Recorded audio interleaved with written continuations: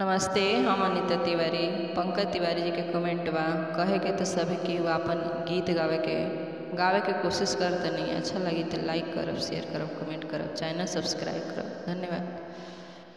कहे के तो सभी के आपन आपन कहाए वाला के बा। कहे के तो सभी के आपन आपन कहाए वाला के बा। सुखवा में सभे के आपन दुखवा बटावे वाला के बा। सुखवा में सभे के बाटे दुखवा बटावे वाला के बा। कहे के तो सभे के आपन आपन कहाए वाला के बा।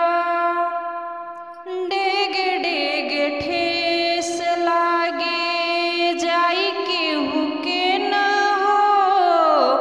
पत्थरा के देखनी जहाँ डेग डेग ठेस लागे जाई केहू के न हो।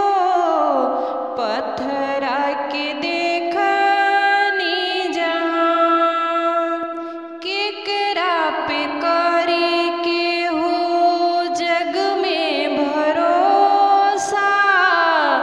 जहर भरला मुस्कान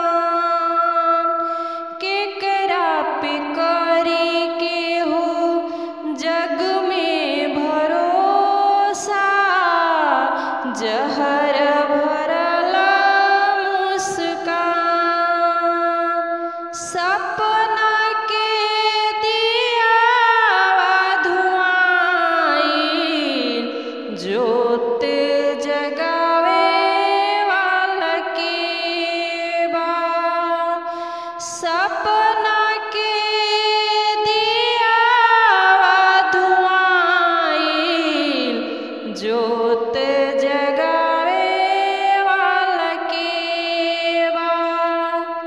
कहे के तो सभे के आपन आपन कहाए वाला के बा। कहे के तो सभे के आपन आपन कहाए वाला के बा।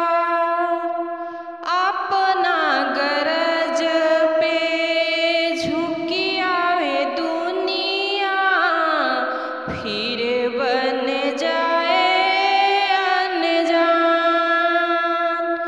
अपना गरज पे झुकी आवे दुनिया फिर बन जाए अनजान।